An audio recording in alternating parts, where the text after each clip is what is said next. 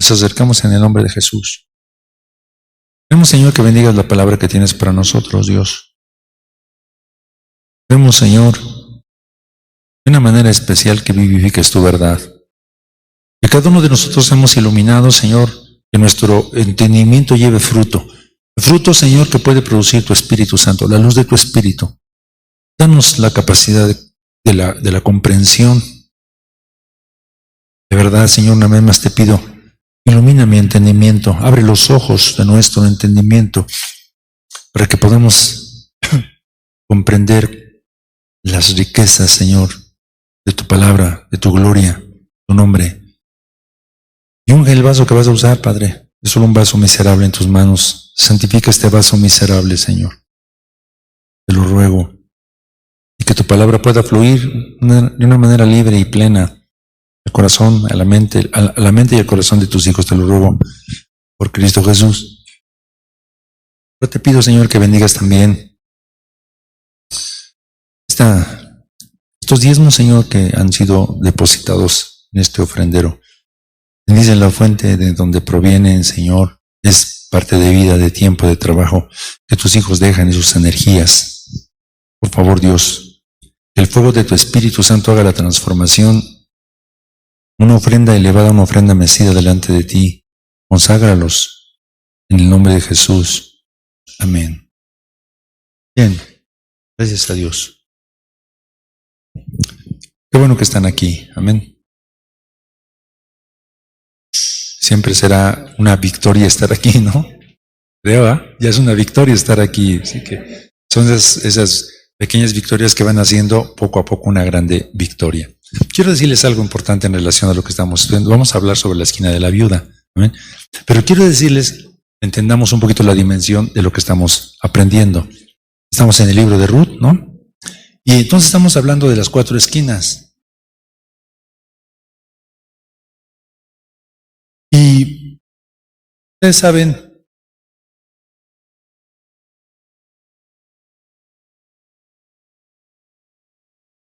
de lo que ha hecho nuestro Señor con nosotros a través de la estatura espiritual que se llama nuestro Señor Jesucristo. No lo voy a poner aquí, pero a lo mejor voy a usar la estatura que está ahí. Ok. ¿Esta estatura qué representa?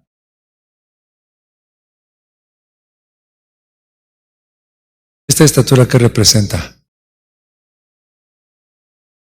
La estatura de Jesús, pero también representa experiencias que debemos obtener, ¿no? En las cuales debemos ir creciendo. Y entonces son un parámetro, ¿verdad? Nos enseña a dónde estamos, ¿no?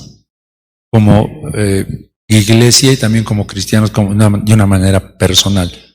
Ahora, fíjense bien, hermanos, les digo esto porque les voy a decir dónde se encuentran las 4 esquinas en la estatura. ¿Quieren verlo?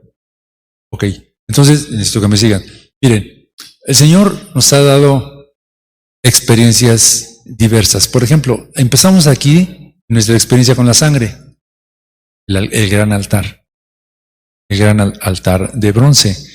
Y en este gran altar de bronce nosotros tenemos experiencia con la salvación de la sangre, ¿cierto? Luego tenemos la siguiente experiencia aquí mismo en los pies con el fuego del Espíritu Santo. Así es. Entonces aquí tenemos 2 experiencias, que es la sangre y el fuego, ¿cierto? Esta es nuestra experiencia con el Espíritu Santo. Después tenemos nuestra experiencia en las aguas que contienen el nombre del Señor, ¿cierto? ¿Cuántas experiencias tenemos? 1, 2, 3. Muy bien. Ahora, después aquí, si nosotros vemos, podemos subir al lugar santo. Y encontramos otra experiencia aquí, que es la experiencia con la oración, intercesión, dolores de parto. Ok, y después de aquí, entonces tenemos la siguiente experiencia, que es la experiencia con la luz humilde de su palabra. Después tenemos la experiencia de la fortaleza de su pan. Hasta aquí tenemos el lugar santo. Atrio, lugar santo. Ahora hay 22 letras que componen el alfabeto hebreo y la estrella de David se compone. Y la tenemos. Esta estrella es lo que les acabo de mencionar aquí. ¿Sí? Tenemos 2 grandes triángulos. sangre, fuego y agua. Y luego el otro triángulo es oración, luz y fortaleza. ¿De acuerdo? Y esta estrella nos da 18 puntos, ¿sí o no? Miren aquí 3, 6, 9, 12, 15, 18. Nos faltarían 4 puntos para completar la estrella con la cruz en medio. ¿Es cierto? ¿Dónde se encuentran esos 4 puntos? En las 4 esquinas. Entonces tenemos que entender que esta parte del centro se encuentra en el lugar santísimo. Entonces, ¿dónde se encuentran las 4 esquinas? Exacto, porque ahí se encuentra el nombre Yud Hei Vav Hei, secreto. Entonces, las lecciones que estamos teniendo ahorita sobre las 4 esquinas tienen que ver con experiencias que podemos adquirir aquí, en el lugar santísimo. ¿Sí me expliqué? Ahora se los voy a mostrar nuevamente rápido, miren. En la experiencia de sangre tenemos 3 lados. Sangre por el pecado, sangre de consagración, sangre de paces. 3. Tenemos 3 lados en el fuego. ¿Sí? Es fuego, dones y poder.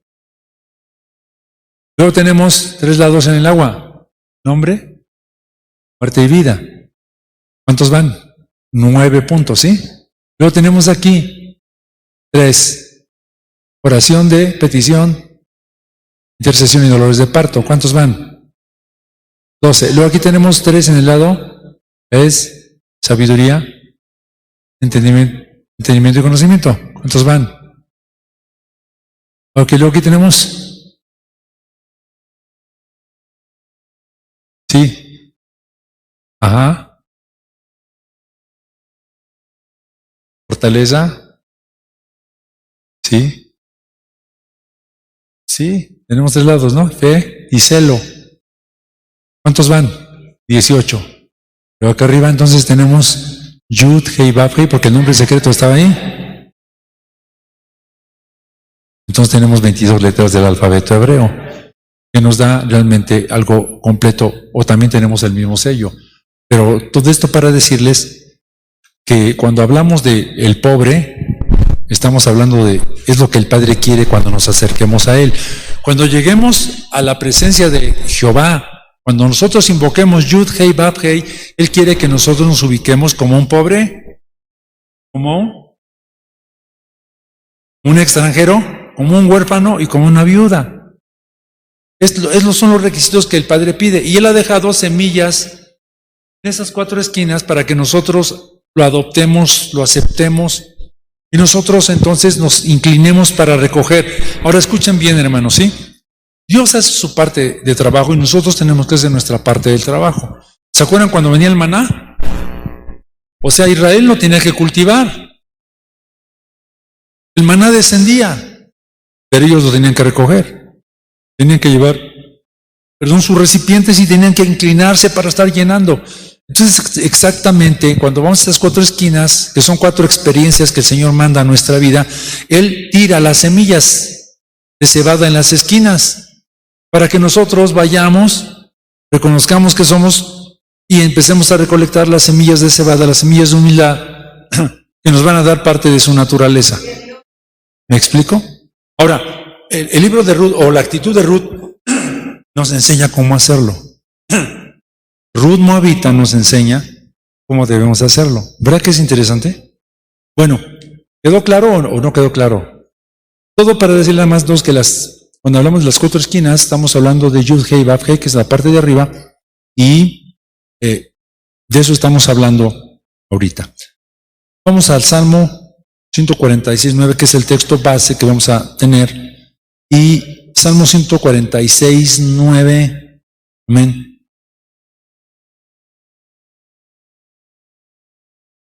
Gloria a Dios. ¿Ya lo tienen? Ahora léanlo fuerte. Jehová guarda a los extranjeros.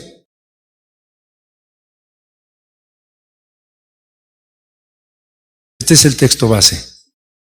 Así que Jehová, ¿qué hace? Guarda a los extranjeros. Jehová, que es Yud, Hei, Bab, Hei, guarda al extranjero. Yud, Hei, Bab, Hei, al huérfano y a la viuda levanta. Bendito sea su nombre. Los ojos de Jehová están sobre los humildes. Aleluya. Bueno, entonces, estas lecciones acerca del libro de Ruth, estamos aprendiendo así, de una manera, digamos, no tan profunda, porque pues es todo de verdad, son una serie de temas importantes, ¿no? Pero, o profundos, pues podemos decirlo, pero hemos recogido algunos principios espirituales que tienen aplicaciones a nuestra vida, así de esta manera, ¿no? Entonces, recuerden que toda escritura es inspirada divinamente y es útil para corregir, exactamente, es útil para enseñar, para redarguir, para corregir y para instituir en justicia, para que el hombre de Dios sea perfecto, enteramente preparado para toda buena obra. De hecho, entonces, esta introducción, vamos a ubicarnos en el libro de Ruth, capítulo 2, versículo 3.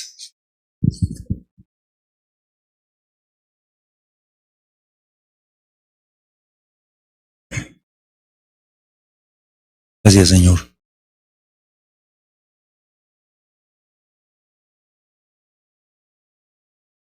¿Ya lo tienen? Bueno, entonces el versículo, les dije 2, ¿ah? Vale, el 3, pero dice, y tenía Noemí un pariente de su marido varón poderoso, de hecho, de la familia de Elimelech, el cual se llama Boz. Y Ruth, la moabita, dijo a Noemí, ruégote que me dejes ir al campo y cogeré espigas en pos de aquel a quien ojos hallare gracia. Y ella respondió, perdón, ve, hija mía. Y fue pues, y llegando espigó en el campo en pos de los segadores. Y aconteció por ventura que la suerte del campo era de Boz, el cual era de la parentela de Elimelech. Así que vamos a ver solo 3 puntos. El primero es entonces, está en el versículo, tenemos el 3. Fue pues, y llegando espigó en el campo en pos de los segadores. Entonces, fue, llega y espiga, ¿de acuerdo? Entonces, primer punto, entonces, Ruth fue, llega y espiga. Y vamos a hablar, o vamos a mencionar aquí las 3 palabras en hebreo, ¿sí? Primero, entonces, el primer punto entonces es este, Ruth, puntito, fue, llega y espiga. Número 2, esquina de la viuda. Pon el diagrama así rápido. 2, la esquina de la viuda. Ruth, sí, fue, llega y espiga, sí. ¿Ven? Bueno, entonces, la palabra fue, primero en hebreo, ¿no? Y cuando ya lo vimos aquí, en otra ocasión vamos a tomar unos significados particulares, ¿no? La palabra fue, es la palabra halak. Sí, halak. Sí, halak. Y significa andar, caminar, correr. Es decir, que nos enseña claramente que no solamente iba caminando de mala gana, sino que iba casi a prisa y casi corriendo, ¿sí? O sea que llevaba una buena disposición. ¿Qué podemos decir? Voy aquí a tal lado y vámonos pues con desgano, ¿no? Pero aquí habla de la actitud que ella tenía al caminar, dejar, salir. Todo lo que significa, sí, la palabra fue. ¿De acuerdo? Pero aquí el punto importante también es resaltar. Sí, como remarcar, que sí, resaltar, ¿no? O sea, bueno, y luego tenemos la palabra llegando o llegó. Y la palabra llegó en hebreo es la palabra bo, bo. Significa significa llegar, significa venir, significa entrar, pero también significa frecuentar,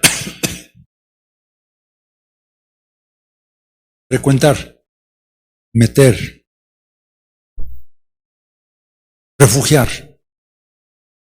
Eso significa venir.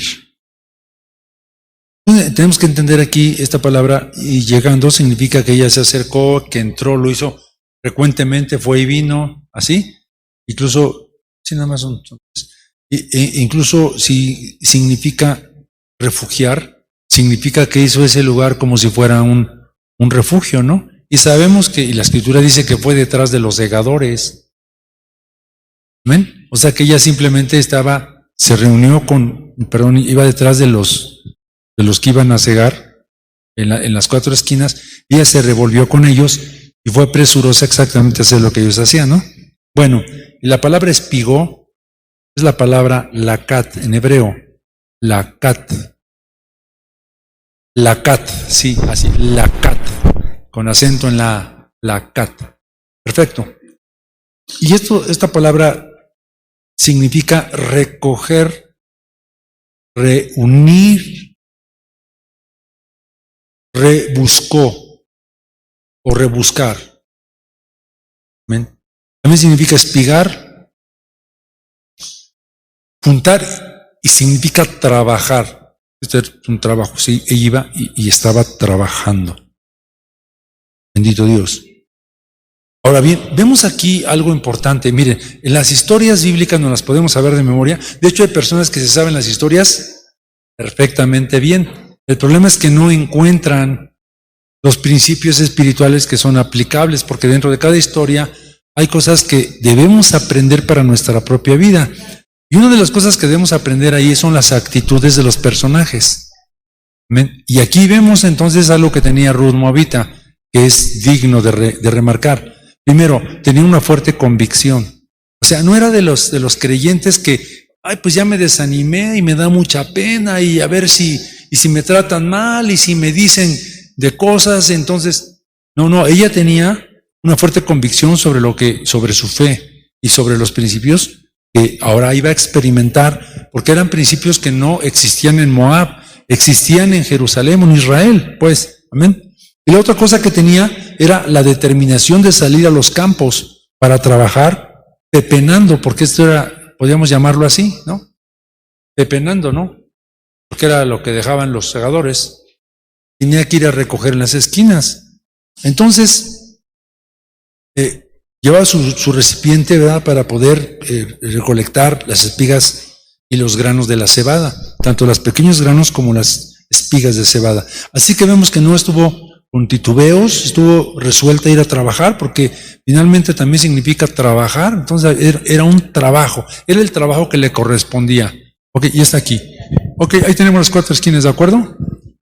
Entonces, la yut, el pobre, la hei, el extranjero, lo vimos, el huérfano, la bab, y entonces estamos viendo ahorita la segunda hei, la prudencia, para escoger de el nombre secreto del Señor. La prudencia de amor de su nombre, que nos da la capacidad de elegir correctamente. Amén. Bueno, entonces ya puedes quitarlo. Entonces trabajó, ¿no? En esta ocasión Ruth experimenta la esquina de la viuda, porque además era una viuda, ¿sí? Aparte sí era una viuda. Entonces se agachó vez tras vez para recoger granos y más granos durante todo el día. Y vemos que realmente pues no tenía así como su tejabán. Al rayo del sol ella estuvo trabajando duro. El trabajo en el campo es bastante fuerte, bastante duro, ¿no? Y tuvo que estar trabajando ahí para poder recolectar. Pero trabajó sin desmayar durante todo el día, y también una cosa importante, pues lo hizo sin quejarse, porque además ella quiso hacerlo, quería hacerlo. Entonces ya vemos que primero fue unida a la esquina del pobre, a la esquina del extranjero, luego a la esquina del huérfano. Ahora tiene que adquirir el otro tipo de humildad. Déjenme decirles algo importante. Estos 4 nombres, pobre, es extranjero, huérfano y viuda, representan 4 tipos de humildad que debemos adquirir. O sea, no es la misma la humildad del pobre que la de la viuda. Hay granos de cebada en cada una de estas esquinas enseñándonos que son diferentes niveles de humildad que debemos aprender. Gloria a su santo nombre. Porque si no, pues nos quedamos en la del pobre y ya, ¿no? Pero no, el Señor nos lleva a esas diferentes esquinas para poder recoger granos nuevos de humildad que vienen de parte de Dios y que se tienen que formar en nosotros.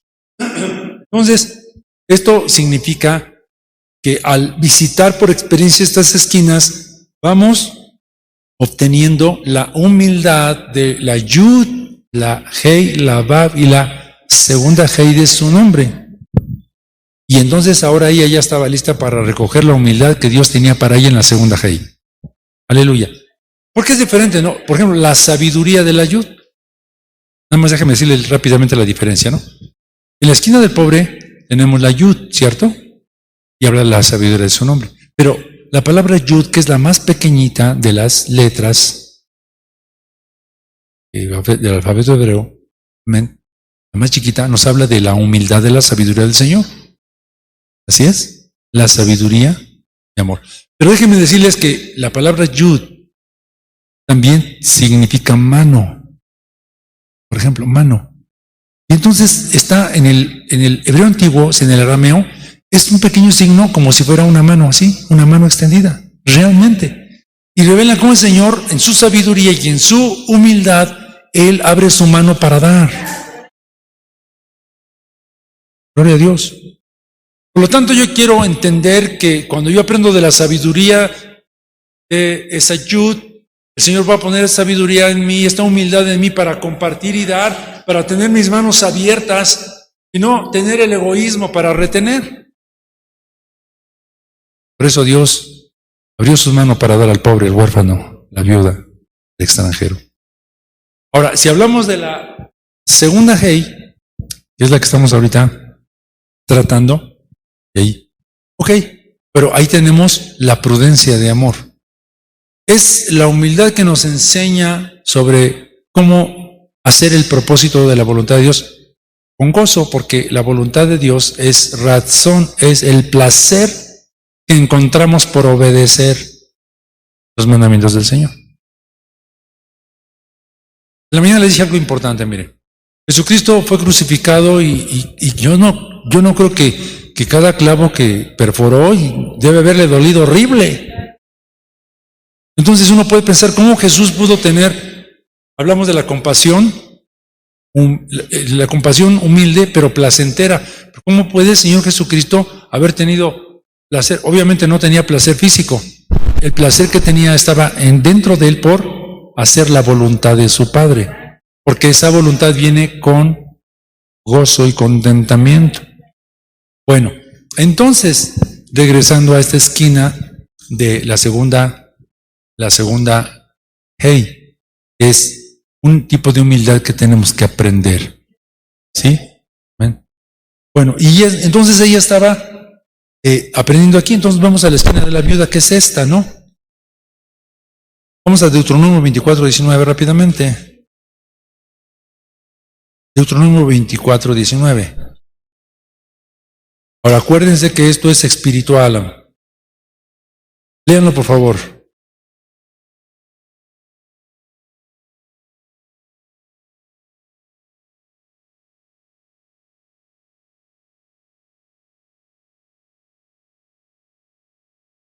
Porque te bendiga Jehová tu Dios en toda obra de tus manos. La esquina será para el extranjero, para la viuda, ¿sí? Entonces el principio de la esquina de la viuda se aplica a nuestra vida como cristianos. Porque estamos cultivando una relación con nuestro Señor Jesucristo. Si ya recibimos al Señor como nuestro Salvador, pero hay más. El Señor quiere que nosotros logremos obtener una relación con Él más profunda, ¿no? Bueno, acuérdense que en la eternidad nosotros lo teníamos todo cuando estábamos en la presencia del Señor. Oye, la hermana dice, cuando estábamos en los lomos de Dios, cuando estábamos en la eternidad, pues estamos en la casa de pan. Y saben, en esa condición, en esa posición, pues Él da toda nuestra existencia. Nada más imagínense estar en un lugar donde no tenemos necesidad de nada. Amén. Fíjense, nada nos faltaba, no había carencias, no había peligros, no había temores.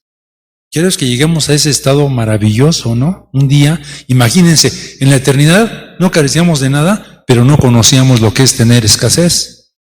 Y en este mundo sabemos lo que es tener escasez de muchas cosas y sabemos del sufrimiento, pero cuando lleguemos a su presencia y crecemos, no vamos a volver a adolecer de nada, solo que tendremos en el recuerdo de dónde nos sacó el Señor y entonces habrá una gratitud especial allí. Jeremías 3:14, disculpen, Jeremías 3:14.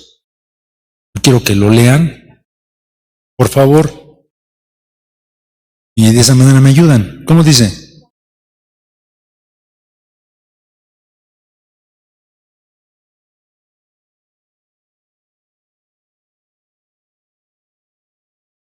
Fíjense, en Sión, dicen que, ¿pero qué dice Jehová? Yo soy vuestro esposo, y le dijo eso a su pueblo. Por eso uno, cuando predica acerca de la gran ramera y todo esto, algunos dicen que es Roma, pues el Señor jamás le prometió matrimonio a Roma. A quien era su esposa espiritual era Jerusalén. Bueno, la palabra esposo aquí es la palabra hebrea Baal. Fíjense, ¿se acuerdan de los profetas de Baal? Y la imitación de ese ídolo. Pero Baal, y la palabra esposo o Baal significa maestro, significa dueño, significa señor, significa capitán, significa poseedor, tener dominio. Creo que significa la palabra esposo. Y este fue el plan o proyecto inicial del Señor al crear al hombre. Él quería ser el esposo, el dueño, el amo, Señor, aún de nuestra voluntad. Aquí el problema es que el Señor nos creó con una libre voluntad, y el problema es que el Señor era dueño de todo, menos lo fue de la voluntad del hombre, porque el hombre entregó su voluntad a la serpiente. Oigan, ¿saben cuál es el secreto realmente del mensaje de la esposa? Encontrar el punto donde estés dispuesto a entregar tu voluntad al Señor. No es que no seas salvo, porque esto no tiene que ver con salvación. El problema es que tenemos una voluntad tremenda, y cuando la logramos entregar al Señor, entonces empezamos a tener esta relación espiritual, ¿no? Muy bien, pero el propósito de Él era que Él fuera el esposo, ¿están de acuerdo? Pero un día el pecado se hizo presente, y esto se desvió, y esto se deformó. Cuando el hombre pecó, adquirió una voluntad diferente. En su voluntad la influencia de otro esposo. ¿Qué creen? Se llama la serpiente. Vaya esposo, ¿no? Porque unió su voluntad a la voluntad de la serpiente. Entonces entró en pacto con otro señor. Cuando hablamos de la serpiente estamos hablando del diablo, ¿no? Y sabemos que esta naturaleza tendría una influencia dominante hacia el mal. Pablo dijo y habló de la evidencia que había dentro de él, la evidencia de esto que estoy diciendo dentro de él. Dice, porque el mal que no quiero hacer, ese hago. ¿Han tenido esa experiencia? O sea, no lo quiero hacer y me arrastra a hacerlo. Entonces es la presencia de esta serpiente, de esta influencia del mal. ¿Amén? Así que el hombre adquirió lazos o vínculos con las tinieblas, con el mundo y con su propia naturaleza pecaminosa. Y esta es la tremenda guerra que tenemos ahora, ¿no? Es una tremenda guerra en contra de esos tres que son enemigos de Dios. Pero Dios no ha cambiado y Él quiere seguir siendo un esposo. Solo que tenemos nosotros que aprender a, tal vez digamos, vamos a divorciarnos del viejo esposo. Estoy hablando del aspecto espiritual. ¿Qué tenemos que hacer? No solo eso, sino permitir que el Señor mate esa vieja naturaleza en nosotros.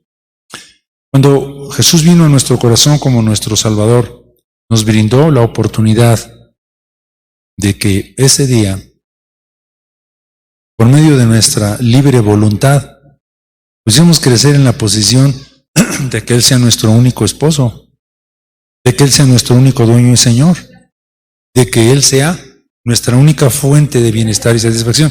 Ahora, escúchenme bien. Estamos engañados por la serpiente que nos hace pensar que todo lo que el mundo ofrece es la única fuente de satisfacción y de bienestar. Pero ¿qué creen? No es cierto. Solo Jesucristo realmente es la única fuente de bienestar y de satisfacción. Bueno, pero nosotros hoy como cristianos tenemos una naturaleza dual o mixta. Quiero decirles algo antes de continuar. Estaba comentándoles la clase del radio algo importante porque estaba hablando del anticristo. Y la diferencia entre Cristo y el anticristo es que ambos tienen una esposa. La esposa del anticristo será la vieja Jerusalén, a la cual él va a transferir toda su maldad. Y dice la escritura que la esposa espiritual está montada sobre el anticristo, lo que significa que está apoyada totalmente en él. Entonces Jesucristo tiene su esposa con los ejércitos en caballos blancos. Y decía yo, la diferencia tremenda es que el anticristo se va a volver contra su esposa, la va a quemar, la va a acabar, la va a destruir. Y Jesucristo tiernamente ha cuidado a su esposa, la ha protegido y la protege. ¿Por qué? Pues la diferencia es la naturaleza, ¿no? Entonces, ¿qué les digo con esto? Que Jesucristo quiere ser nuestro esposo celestial. Y solo con él vamos a tener un verdadero bienestar. De hecho, miren cómo todo es una imitación. En lo natural, las mujeres solteras siempre esperan cuando tengan a su esposo o un esposo, es para que haya un apoyo y para que tengan bienestar y para que tengan protección, ¿no es cierto? Obviamente jamás es para pensar en maltrato. Si siendo malos esperamos bienestar, ¿no? Satisfacción, en lo físico, imagínense, pues en lo espiritual. Aquí la grande ventaja es que Jesucristo es un esposo perfecto, bueno, pero Él nos pide algo. Él nos pide algo.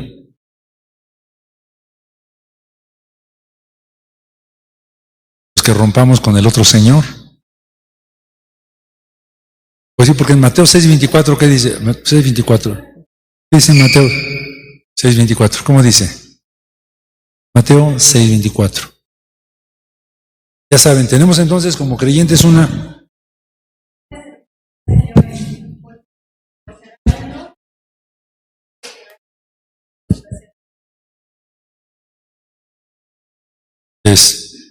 Ninguno puede servir a dos señores, ¿verdad?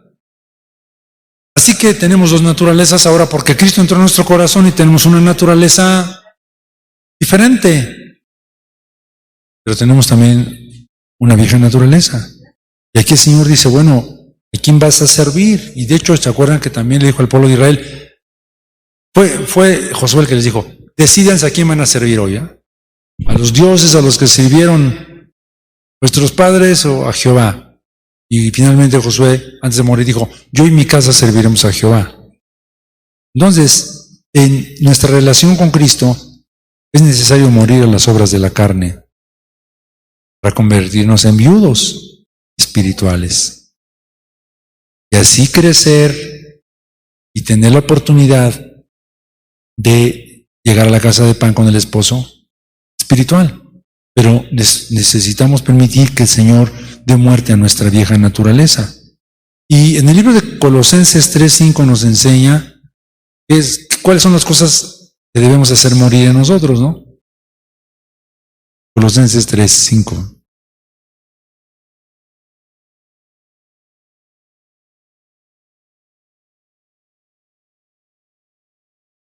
Tres, cinco.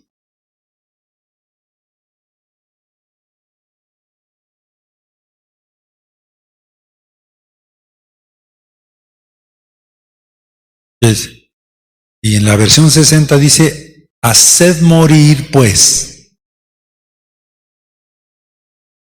lo terrenal en vosotros, fornicación, impureza, pasiones desordenadas, malos deseos y avaricia, que es idolatría. Son las cosas que deben morir, porque queremos casarnos con el Señor. Y Él no quiere que estemos nosotros atados a estas cosas, porque esto es ajeno a la naturaleza de Jesús. Si vamos a ser uno con Jesús, esto no puede ser uno con nosotros, tenemos que dejar que muera. Pero cuando pensamos en morir, decimos, Dios, a todos se nos eriza la piel cuando pensamos en morir, ¿no? Ay, Dios, pero pues tenemos que morir. Y luego pensamos, si nos amamos bastante, decimos, todo esto que es tan hermoso en mí se va a volver polvo. Pues sí, todo se va a volver polvo, efectivamente. Pero no nos referimos a lo físico, nos referimos a cosas que hay dentro de nosotros que son bastante feas, ¿no? Entonces, un aspecto, ¿cómo hacer morir lo terrenal y lo pecaminoso en nosotros? ¿Cómo podemos hacerlo morir, no? Bueno, el Espíritu Santo de tiempo en tiempo nos lleva a la esquina de la viuda para que hagamos morir esa naturaleza. Entonces, la naturaleza de la viuda es un lugar que el Señor ha dejado para que nos convirtamos en viudos. ¿Ven? Para que aprendamos a matar ahí nuestro orgullo, para que nos humillamos y hagamos morir ahí al viejo Elimelech, al viejo Malón y al viejo Chelión, que viven en nuestro corazón. Ya saben de qué se trata. Y por otro lado, está recolectando semillas de cebada. Y las semillas de cebada nos van a llevar al único dueño y Señor. Vamos a ver 2 citas más. Amén. Déjenme decirles qué significa la palabra viuda, ¿sí? Antes de ir. Ahorita vamos a las citas. La palabra viuda es la palabra hebrea almaná. Almaná, sí. Y significa abandonado. Dice abandonado. Significa congoja. Significa un lugar desolado. O lugar desolado. Sí. Bueno, pero vamos a las citas, ¿no? Quiero que vayamos. Salmo 45:11.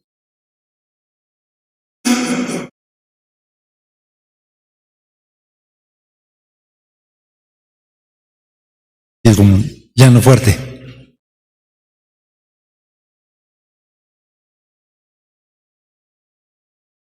Perfecto. La palabra Señor aquí es la palabra Adonai. En hebreo, ¿no? Señor es Adonai. Cuando usted entonces está diciendo Adonai, pues le estás diciendo a el Señor. Salmo 45:11. Adón. Y, perdón, significa, bueno, habla del Señor como amo, como esposo, como soberano, como el propietario, como un gobernador. También significa regir, a controlador. Fíjense aquí, controlador, el que tiene el mando. ¿Se han dado cuenta por qué los cristianos nos enojamos tanto? Bueno, también la gente de afuera, sí. ¿Se han puesto a pensar por qué nos enojamos? Ya se los he dicho muchas veces. ¿Por qué nos enojamos? Porque no tenemos el control. Lo que significa que todavía no nos ha caído que hay alguien que tiene el control de todo. Porque le decimos, Señor Adonai. Cuando le estás diciendo eso, tú estás reconociendo que Él es el controlador. Hay muchas cosas de las que no podemos controlar. De hecho, cuesta mucho trabajo, ¿no? Entenderlo. Pero Él es el que tiene el mando, el control. Amén. Perfecto. Entonces, pero dice inclínate. La palabra inclínate aquí es la palabra, es chakha. Así. Sí. Y significa postrarse, adorar, arrodillarse, dar culto, encorvar, y también significa humillarse. Ahora, si Él es tu Señor, Él es tu esposo, aquí te da las pautas a seguir cuando estés en la esquina de la viuda. ¿Qué tenemos que hacer? Póstrate, adora, arrodíllate, haz un culto, tienes que encorvarte, tienes que humillarte, porque Él es tu Señor. Entonces cuando el Señor nos lleva ahí, oye, es que es necesario que te humilles tantito porque a lo mejor ya andas muy arriba. De hecho, si se dan cuenta que si estamos hablando de la parte alta de la estatura, que pertenece a la iglesia de la Odisea, el grande problema de la iglesia de la Odisea era una soberbia. Yo soy rica y no tengo necesidad de nada. ¡Wow! ¡Qué osadía de un creyente pueda decir, soy rico y no tengo necesidad de nada! Dios tenga misericordia. Cada que leo eso me acuerdo del rico. Digo, no, hay nanita, ¿no? El rico se fue al infierno, ¿no? No, yo tengo que aprender a humillarme. Si tengo una visión de que Él es el dueño, el Señor. Perdón, ¿ok? Y la palabra inclinarse, porque miren, dice inclínate a Él. Significa también rendirse y también significa reverencia. Estos son los significados de la palabra inclínate ante el esposo. Así que el nombre Adonai revela la naturaleza gobernante de Dios, el dueño, quien tiene el mando, quien tiene el dominio de todas las cosas. Y lo que tenemos que, es un nombre que tenemos que conocer. Escúchame, el nombre de Adonai es el nombre que la esposa tiene que conocer. Así es. Dios en su misericordia nos da estas 4 esquinas, hermanos, para rendirse a su soberanía. No hay por qué cuestionar las decisiones del Señor. Las famosas preguntas que tenemos, ¿por qué, Señor? ¿O hasta cuándo, Señor? No, tenemos que humillarnos e inclinarnos ante Él. Tenemos que aceptar, o aceptemos que todas las cosas nos ayudan a bien, porque si nosotros aprendiésemos por experiencia este texto, tendríamos menos problemas. Y sabemos que a los que aman a Dios, todas las cosas les ayudan a bien. Fíjense, me golpeó más bien, porque hay cosas que yo sé, pero cosas que no se han avivado. Y me golpeó mucho aquella ocasión cuando José estuvo en la cárcel. Saben que José era un hombre perfecto. Es una figura de Jesús. Digo, era humano, pero me refiero a que hizo las cosas bien. Dice que cuando vino el copero y el panadero, ¿se acuerdan? Entonces él les interpretó el sueño. Les interpretó el sueño. Y entonces los regresaron y le dijo, oigan, acuérdense de mí cuando estén ante el faraón. Y entonces yo nunca había pensado que realmente eso no debía haber hecho José. Pero la reverenda dice que José no tenía que haber hecho, porque en ese momento él flaqueó. Oye, había estado tantos años en la cárcel, ¿no? Sin ningún delito. Y por esa causa el Señor les mantuvo todavía 2 años. O sea, 1 año por cada uno, o sea, por el panadero y por el copero. Entonces, a pesar de haber hecho un bien, y todos lo vemos así, pero en un momento dado él dijo, oye, pues acuérdate, en lugar de que José le hubiera dicho, oye Dios, tú puedes traer a la memoria del faraón. Entonces, en ese sentido, él les pidió a ellos que le echaran una mano.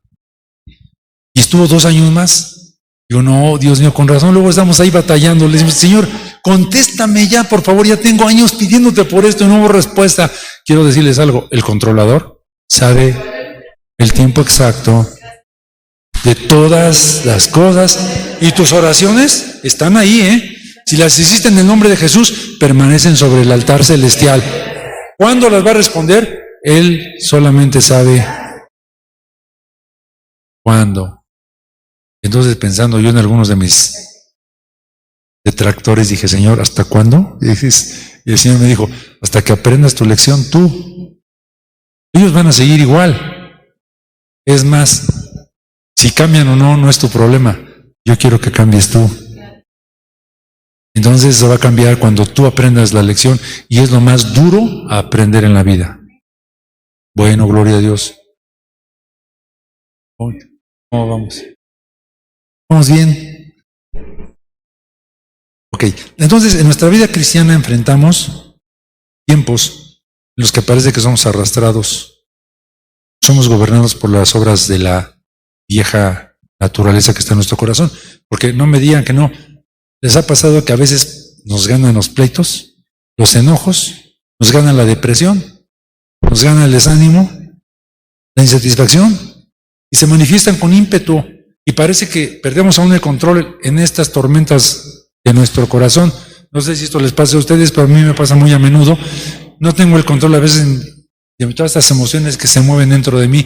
Le digo, Señor, mejor ya quítame de aquí, ya, porque pues, yo creo que no la hago. Yo he pensado que no la hago para este mensaje. Qué bueno que no soy yo el que está obrando es Él. Porque si fuera yo, le doy un balazo. Es un decir, ¿no? Entonces, Él es, pero muchas veces somos gobernados por estas cosas.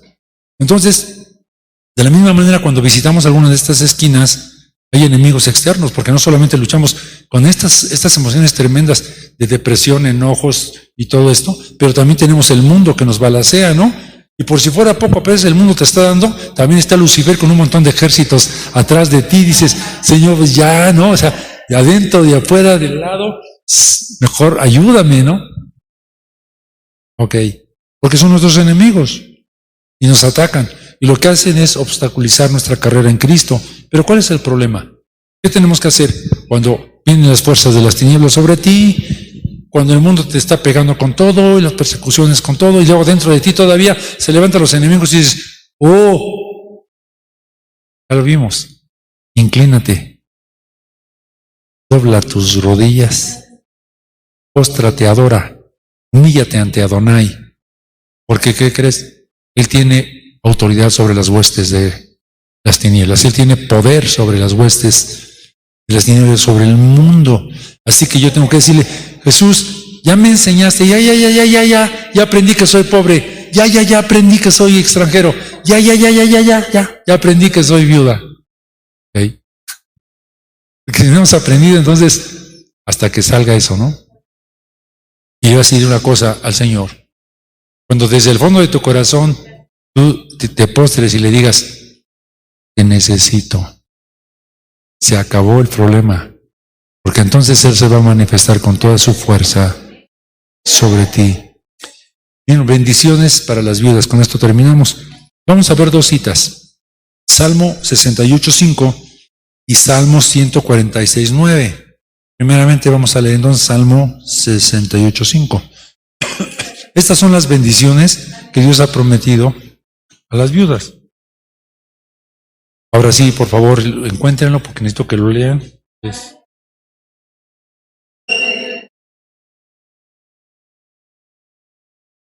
es padre de huérfanos y defensor de viudas.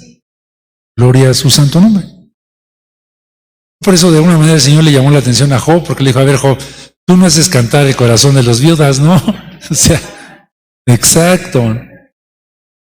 Ahora sí, Salmo 146:9.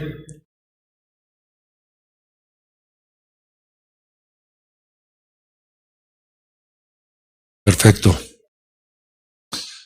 No solo es padre de huérfanos, es defensor y sostén de las viudas. Entonces, en Romanos 8:31 dice, pues ¿qué diremos a esto? Si Dios por nosotros, ¿quién contra nosotros? Luego versículo 35 dice, ¿quién nos apartará del amor de Cristo? ¿Tribulación, angustia, persecución, hambre o desnudez, peligro o cuchillo? ¿No? Está escribiendo el apóstol aquí. Es cierto, hermanos, déjame terminar con esto. Tenemos muchos opositores.